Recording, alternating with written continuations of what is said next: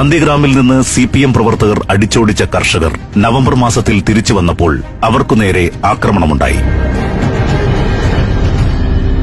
മുഖ്യമന്ത്രിയും സിപിഎം നേതൃത്വവും ഈ ആക്രമണത്തെ ന്യായീകരിക്കുകയാണുണ്ടായത്.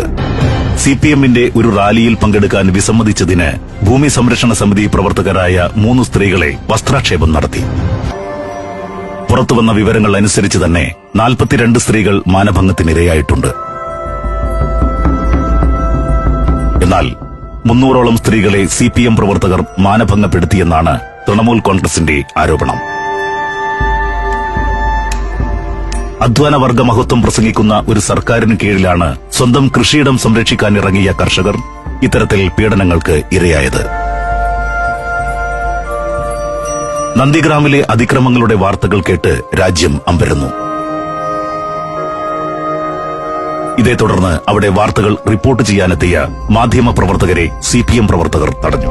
2008 മെയ് 11 നടന്ന പഞ്ചായത്ത് തെരഞ്ഞെടുപ്പിൽ സിപിഎമ്മിന് കനത്ത തിരിച്ചടി നേരിട്ടു.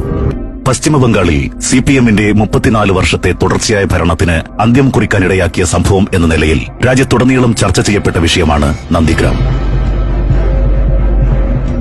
നന്ദിഗ്രാമിൽ സ്ഥാപിക്കാൻ ഉദ്ദേശിച്ച രാസവസ്തു വ്യവസായ ശൃംഖലയ്ക്ക് വേണ്ടി 10,000 ഏക്കർ കൃഷിഭൂമി ഏറ്റെടുക്കാൻ സംസ്ഥാന സർക്കാർ തീരുമാനിച്ചു.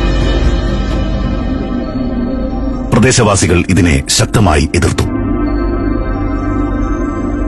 സ്ഥലം ഏറ്റെടുക്കുന്നതിനെതിരെ വലിയ ജനകീയ പ്രക്ഷോഭം ആരംഭിച്ചു. കർഷകർക്കൊപ്പം തൃണമൂൽ കോൺഗ്രസും നക്സൽ പ്രസ്ഥാനങ്ങളും ഒരു വശത്തും ഭരണകക്ഷിയായ മാർക്സിസ്റ്റ് പാർട്ടി മറുവശത്തും അണിനിരന്നു.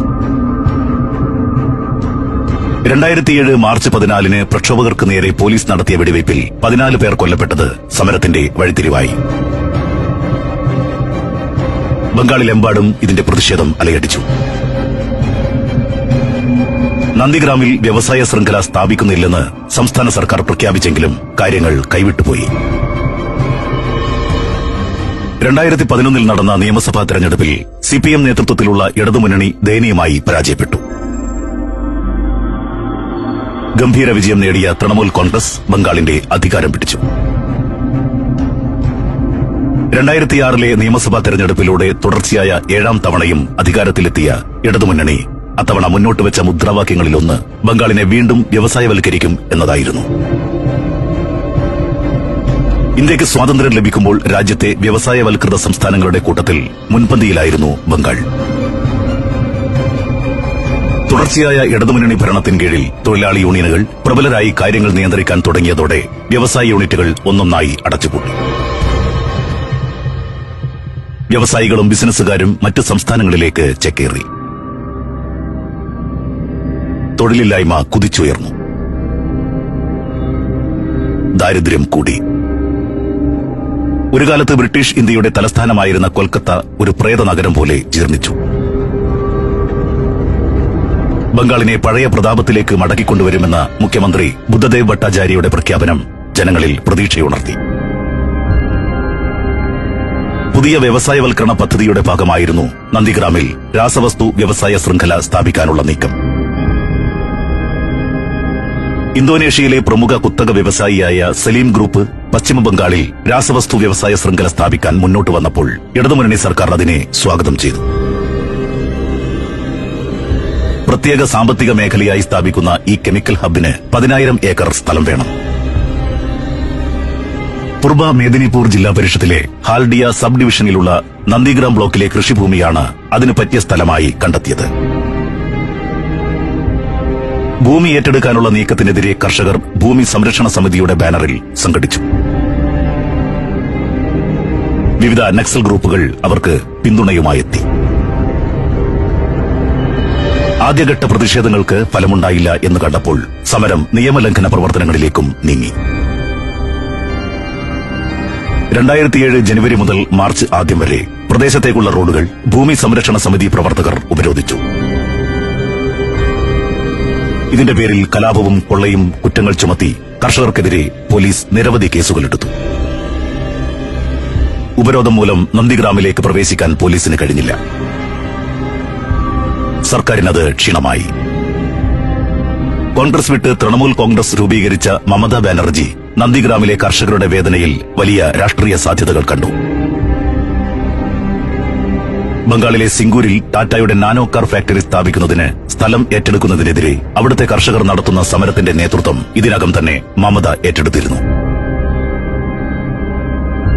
നന്ദിഗ്രാമിൽ സർക്കാർ നീക്കങ്ങളെ പിന്തുണച്ച സിപിഎം പ്രവർത്തകരെ ഭൂമി സംരക്ഷണ സമിതി പ്രവർത്തകർ ആക്രമിച്ചു. നൂറുകണക്കിന് സിപിഎമ്മുകാർക്കും കുടുംബാംഗങ്ങൾക്കും നന്ദിഗ്രാമിലെ വീടുകൾ ഉപേക്ഷിച്ചു പോകേണ്ടി വന്നു. കർഷക പ്രക്ഷോഭം കൈവിട്ടു പോകുന്നു എന്ന സ്ഥിതി വന്നപ്പോൾ സർക്കാർ വഴങ്ങി. നന്ദിഗ്രാമിൽ കെമിക്കൽ ഹബ്ബ് സ്ഥാപിക്കില്ലെന്ന് സർക്കാർ അറിയിച്ചു. പോലീസും മറ്റ് അധികൃതരും നന്ദിഗ്രാമിലേക്ക് പ്രവേശിക്കുന്നത് തടയാനായി പ്രക്ഷോഭകർ റോഡുകൾ കുഴിച്ച് കിടങ്ങുകൾ ഉണ്ടാക്കിയിരുന്നു.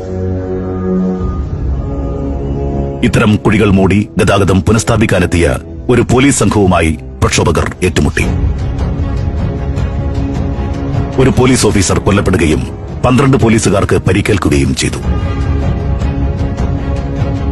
നന്ദിഗ്രാമിൽ കീഴടങ്ങേണ്ടി വന്നത് സർക്കാരിനും പാർട്ടിക്കും രാഷ്ട്രീയമായി തിരിച്ചടിയായി.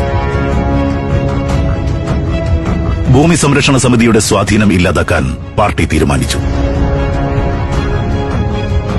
പ്രക്ഷോഭകരെ അടിച്ചൊതുക്കാൻ 3000 പോലീസുകാരെ മാർച്ച് 14 നന്ദിഗ്രാമിലേക്ക് അയച്ചു. പോലീസ് വരുന്ന വിവരമറിഞ്ഞ് സമരക്കാർ 5000-ഓളം ഗ്രാമീണരെ സംഘടിപ്പിച്ചു. പോലീസിനെ തടയാനായി നന്ദിഗ്രാമിലേക്ക് കടക്കുന്ന വഴിയിൽ അവർ കാവൽ നിന്നു. നന്ദിഗ്രാമിനെ ഒരു വിമോചിത മേഖലയായി പ്രക്ഷോഭകർ പ്രഖ്യാപിച്ചു. നക്സലുകൾ സമരക്കാർക്ക് ആയുധ പരിശീലനവും നൽകി. സ്ഥിതിഗതികൾ സൂക്ഷ്മമായി നിരീക്ഷിച്ചതിനു ശേഷമാണ് പോലീസ് നന്ദിഗ്രാമിലേക്ക് വന്നത്. പോലീസും പ്രക്ഷോഭകരും തമ്മിൽ ഏറ്റുമുട്ടലുണ്ടായി. പോലീസ് വെടിവെപ്പിൽ 14 പേർ കൊല്ലപ്പെട്ടു. എന്നാൽ 50 പേർ കൊല്ലപ്പെട്ടു എന്നാണ് തൃണമൂൽ കോൺഗ്രസ് പറയുന്നത്. 100-ലധികം പേരെ കാണാതായി.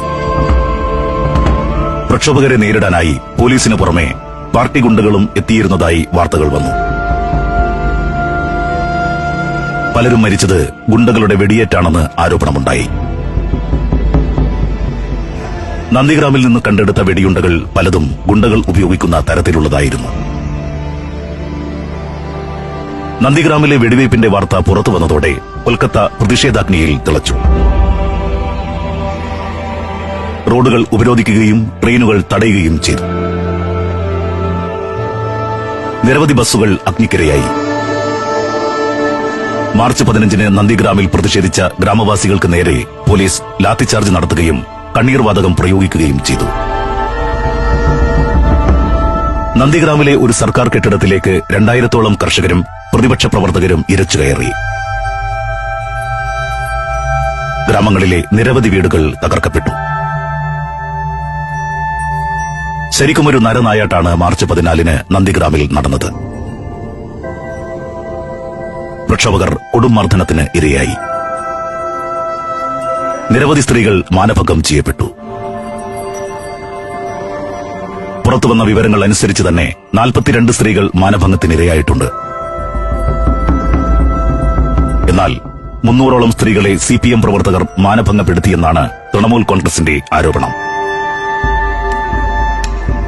അധ്വാനവർഗ മഹത്വം പ്രസംഗിക്കുന്ന ഒരു സർക്കാരിന് കീഴിലാണ് സ്വന്തം കൃഷിയിടം സംരക്ഷിക്കാനിറങ്ങിയ കർഷകർ ഇത്തരത്തിൽ പീഡനങ്ങൾക്ക് ഇരയായത്. നന്ദിഗ്രാമിലെ അതിക്രമങ്ങളുടെ വാർത്തകൾ കേട്ട് രാജ്യം അമ്പരന്നു.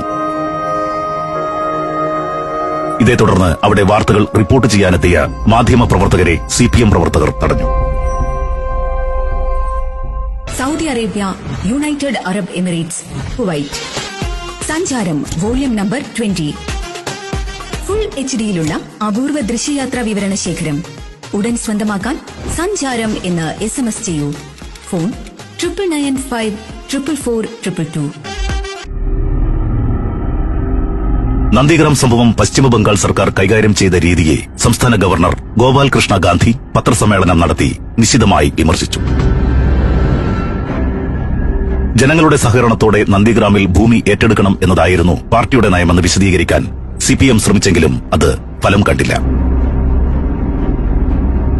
സ്ഥലം ഏറ്റെടുക്കലിനെ എതിർത്ത ഭൂമി സംരക്ഷണ സമിതിയുടെ കർക്കശ നിലപാടാണ് പ്രശ്നം ഏറ്റുമുട്ടലിൽ എത്തിച്ചതെന്ന സർക്കാരിന്റെ വിശദീകരണവും ആരെയും തൃപ്തിപ്പെടുത്തിയില്ല. നിർബന്ധിത കുടിയൊഴിപ്പിക്കൽ ഉണ്ടാവില്ല എന്ന് ഉറപ്പുവരുത്തുന്നതിൽ സർക്കാർ പരാജയപ്പെട്ടതായി കുറ്റപ്പെടുത്തിക്കൊണ്ട് ആംനസ്റ്റി ഇന്റർനാഷണലിനെ പോലുള്ള മനുഷ്യാവകാശ സംഘടനകളും രംഗത്തെത്തി. കെമിക്കൽ ഹബ്ബ് നന്ദിഗ്രാമിൽ സ്ഥാപിക്കുന്നതിനുള്ള പദ്ധതി ഉപേക്ഷിക്കുന്നതായും ഹാൽഡിയിൽ നിന്ന് 30 കിലോമീറ്റർ അകലെയുള്ള നയച്ചർ ദ്വീപിൽ അത് സ്ഥാപിക്കുമെന്നും മുഖ്യമന്ത്രി ബുദ്ധദേവ് ഭട്ടാചാര്യ സെപ്റ്റംബർ 3 അറിയിച്ചു. നന്ദിഗ്രാമിൽ നിന്ന് CPM പ്രവർത്തകർ അടിച്ചോടിച്ച കർഷകർ നവംബർ മാസത്തിൽ തിരിച്ചു വന്നപ്പോൾ അവർക്കുനേരെ ആക്രമണമുണ്ടായി. മുഖ്യമന്ത്രിയും CPM നേതൃത്വവും ഈ ആക്രമണത്തെ ന്യായീകരിക്കുകയാണുണ്ടായത്. ഭൂമി സംരക്ഷണ സമിതിക്കും തൃണമൂൽ കോൺഗ്രസിനും അതേ നാണയത്തിൽ തിരിച്ചുകിട്ടി എന്നായിരുന്നു മുഖ്യമന്ത്രിയുടെ പ്രതികരണം. എന്നാൽ ഈ ആക്രമണത്തെപ്പറ്റി 10 ദിവസത്തിനുള്ളിൽ റിപ്പോർട്ട് നൽകാൻ ദേശീയ മനുഷ്യാവകാശ കമ്മീഷൻ സംസ്ഥാന സർക്കാരിന് നോട്ടീസ് നൽകി. 2007 നവംബർ 21 പാർലമെന്റിൽ ചോദ്യോത്തരവേള നിർത്തിവെച്ച് നന്ദിഗ്രാം പ്രശ്നം ചർച്ച ചെയ്തു. അന്ന് കേന്ദ്രം ഭരിച്ച UPA സർക്കാരിനെ പിന്തുണയ്ക്കുന്ന പാർട്ടികളിൽ ഒന്നായിരുന്നു CPM എങ്കിലും നന്ദിഗ്രാം പ്രശ്നത്തിൽ പാർട്ടി ഒറ്റപ്പെട്ടു. നന്ദിഗ്രാമിലെ അതിക്രമങ്ങൾക്കെതിരെ രാജ്യത്തുയർന്ന വികാരം അത്ര ശക്തമായിരുന്നു. 2008 മേയിൽ നന്ദിഗ്രാമിൽ ഭൂമി സംരക്ഷണ സമിതി പ്രവർത്തകരും CPMകാരും തമ്മിൽ വീണ്ടും ഏറ്റുമുട്ടലുണ്ടായി. രണ്ടു കൂട്ടരും പരസ്പരം ബോംബെറിഞ്ഞു. CPMന്റെ ഒരു റാലിയിൽ പങ്കെടുക്കാൻ വിസമ്മതിച്ചതിന് ഭൂമി സംരക്ഷണ സമിതി പ്രവർത്തകരായ 3 സ്ത്രീകളെ വസ്ത്രാക്ഷേപം നടത്തി. സംഭവത്തെപ്പറ്റി CID അന്വേഷണത്തിന് സർക്കാർ ഉത്തരവിട്ടു. പശ്ചിമബംഗാളിൽ ദീർഘകാലം ധനമന്ത്രിയായിരുന്ന അശോക് മിത്ര സംസ്ഥാന സർക്കാരിനെയും പാർട്ടിയെയും വിമർശിച്ചുകൊണ്ട് രംഗത്തുവന്നു. പാർട്ടി നേതാക്കളുടെ ധാർഷ്ട്യം സകല സീമകളെയും ലംഘിച്ചിരിക്കുകയാണെന്നും സ്തുതിപാഠകരെയും കൊട്ടാരം വിദൂഷകരെയും സാമൂഹ്യ വിരുദ്ധരെയും കൊണ്ട് പാർട്ടി നിറഞ്ഞിരിക്കുകയാണെന്നും അദ്ദേഹം കുറ്റപ്പെടുത്തി. സർക്കാരിന്റെ വ്യവസായ നയം നടപ്പാക്കാൻ എതിരു നിൽക്കുന്നവരെ അരിഞ്ഞു വീഴ്ത്താനുള്ള വാളായി പാർട്ടി മെഷീനറി മാറിയിരിക്കുകയാണെന്നും ആക്ഷേപമുയർന്നു. 2008 മെയ് 11 നടന്ന പഞ്ചായത്ത് തെരഞ്ഞെടുപ്പിൽ CPMന് കനത്ത തിരിച്ചടി നേരിട്ടു. പൂർവ്വ മേദിനിപൂർ ജില്ലാ പരിഷത്തിലെ 53 സീറ്റിൽ 35 സീറ്റിലും തൃണമൂൽ കോൺഗ്രസ് ജയിച്ചു. CPMന് കിട്ടിയത് 14 സീറ്റ് മാത്രം. നന്ദിഗ്രാം 1-2 ബ്ലോക്കുകളിലെ 4 സീറ്റിലും ജയിച്ചത് തൃണമൂലാണ്. ഇടതുമുന്നണി 1977 ബംഗാളിൽ അധികാരത്തിലേറിയ ശേഷം CPMന് ഇത്തരമൊരു തിരിച്ചടിയുണ്ടാകുന്നത് ആദ്യമായിട്ടായിരുന്നു. നന്ദിഗ്രാം ഇഫക്ട് പഞ്ചായത്ത് തെരഞ്ഞെടുപ്പ് കൊണ്ട് നിന്നില്ല. 2011 നടന്ന നിയമസഭാ തെരഞ്ഞെടുപ്പിൽ ഇടതുമുന്നണി തകർന്നടിഞ്ഞു. മുഖ്യമന്ത്രി ബുദ്ധദേവ് ഭട്ടാചാര്യ പോലും തന്റെ സീറ്റിൽ പരാജയപ്പെട്ടു. 34 വർഷത്തെ തുടർഭരണത്തിന് ശേഷം CPM ബംഗാളിൽ അധികാരത്തിൽ നിന്ന് പുറത്തായി. തെരഞ്ഞെടുപ്പിൽ തൃണമൂൽ കോൺഗ്രസ് ഉയർത്തിയ മാ മതി മനുഷ്യ എന്ന മുദ്രാവാക്യം വോട്ടർമാരിൽ വലിയ സ്വാധീനം ചെലുത്തി.